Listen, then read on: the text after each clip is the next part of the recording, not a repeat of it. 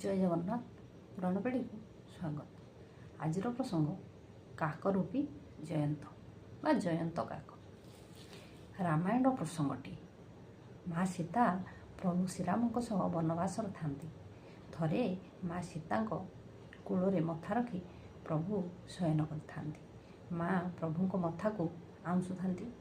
ଏହି ସମୟରେ ହଠାତ୍ ଏକ କାକ ପକ୍ଷୀ ଉଡ଼ି ଆସି ମା ସୀତାଙ୍କ ପାଦରେ ଚଞ୍ଚୁରେ ଆଘାତ କଲା। କିଛି ସମୟ ପରେ ଦ୍ୱିତୀୟ ଥର ପାଇଁ ଆସି ସେହି ପକ୍ଷୀଟି ମା ସୀତାଙ୍କୁ ଆଘାତ କଲା। ମା ଏଥର ଜାଣିପାରିଲେ ଏ ଏକ ସାଧାରଣ ପକ୍ଷୀ ନୁହେଁ, ଏ ଏକ ଛଦ୍ମବେଶୀ ପୁରୁଷ।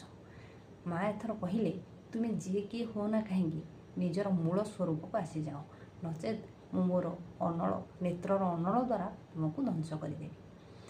ସେହି କାକ ପକ୍ଷୀଟି ଛଦ୍ମବେଶୀ ଥିଲା। ସେ ଥିଲେ ଦେବରାଜ ଇନ୍ଦ୍ରଙ୍କ ପୁତ୍ର ଜୟନ୍ତ, ଯାହାର ମଳିନ ଦୃଷ୍ଟି ମା ସୀତାଙ୍କ ଉପରେ ପଡ଼ିଥିଲା।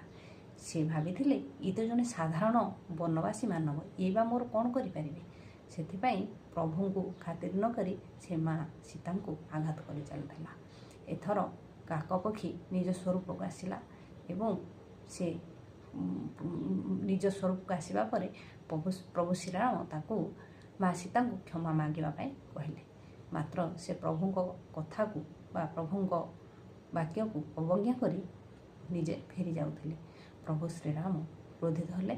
ପାଖରେ ପଡ଼ିଥିବା ଏକ ଶୁଷ୍କ ତୃଣକୁ ଆଣି ଏକ ମନ୍ତ୍ର ପଢ଼ି ସେହି ଜୟନ୍ତ ଉପରକୁ ନିକ୍ଷେପ କଲେ।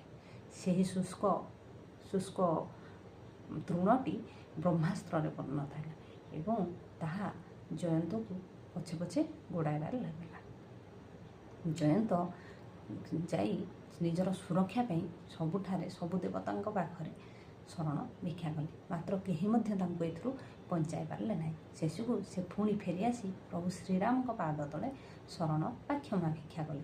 ପ୍ରଭୁ ତ ଦୟାଳୁ କୃପାଳୁ, ସେ ଜୟନ୍ତକୁ କ୍ଷମା କରିଦେଲେ।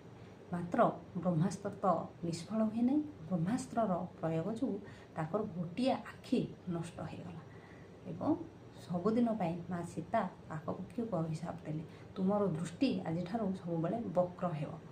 ତେଣୁ କାକ ପକ୍ଷୀକୁ ଅଶୁଭ ବୋଲି ଗଣନା କରାଯାଏ ଏବଂ ତାଙ୍କ ଦୃଷ୍ଟି ପଡ଼ିଲେ ଅଶୁଭ ହୁଏ ବୋଲି ବିବେଚନା କରାଯାଏ। ଏ ହେଉଛି କାକପକ୍ଷୀ ଜୟନ୍ତଙ୍କ କଥା।